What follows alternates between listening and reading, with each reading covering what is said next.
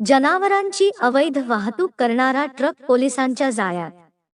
पोलिसांना मिळालेल्या गुप्त सूचनेवरून बुधवारी दुपारी 2:39 वाजता पांढरकवडा येथील टोल नाक्यावर सापळा रचण्यात आला। हरियाणा राज्यातील रतियाकडून केरळ राज्यात अवैध जनावर नेत असताना जनावरांची अवैध वाहतूक करणारा ट्रक पोलिसांच्या जाळ्यात। पोलिसांना मिळालेल्या गोपनीय बातमीदाराच्या सूचनेवरून बुधवारी दुपारी 2:39 वाजता पांढरकवडा नॅशनल हायवे 44 येथील टोल नाक्यावर सापळा रचण्यात आला। हरियाणा राज्यातील असून तो कंटेनर आंध्र प्रदेशकडे जात होता। सदर कंटेनरची क्रमांक RJ 11GB 9117 तपासणी केली।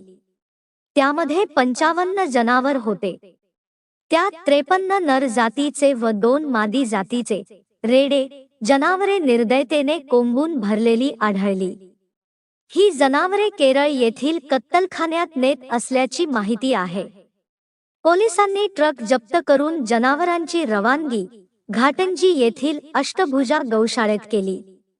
या प्रकरणी पोलिसांनी आरोपी मन्नू मोहम्मद उस्मान वय 24 राहणार केतीपुरा उत्तर प्रदेश, अरशद अकबर वय 26 राहणार रेठोरा 165 मेवात, हरियाणा, हासिम शौकत कुरेशी वय 42 राहणार घोसिया, उत्तर प्रदेश व ताहिर रशीद राहणार केतीपुरा, कंटेनर मालक शरीफ रहमत खान वय 42 राहणार तकियावाली मस्जिद फिरोजपूर नमक, जिल्हा मेवात हरियाणा यांच्या विरुद्ध गुन्हा दाखल करण्यात आला।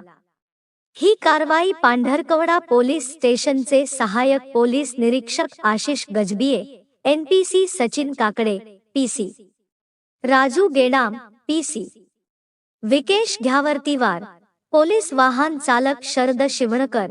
पुढील तपास हे पोलीस कॉन्स्टेबल राजू मोहुर्ले करीत आहे। प्रतिनिधी न्यूज 24 आपकी आवाज। हा रेड्याचा ट्रक पकडलेला आहे राजस्थान पासिंगचा आणि याच्यात 50 रेडे निघले। तर हे कुठून पकडून आणलात तुम्ही? केळापूर टोल नाक्यावर पकडलेले आहेत ते सर्व पांढरकवडा। हां, तुम्हाला गोपनीय माहिती भेटली होती का? माहितीच्या आधारे आपण ते त्यांना मिळालेल्या माहितीच्या आधारे ट्रक चेक केला। त्याच्यात असे जनावर मिळून आले। त्यांच्याकडे कुठल्याही जनावर वाहतुकीचा परवाना नव्हता। त्या अनुषंगाने आता आपण पुढे पांढरकवडा येथे पुढील कायदेशीर कारवाई करू। आणि आपण इथं गोरक्षणला जितूभाऊ पांडेकडं ठीक आहे।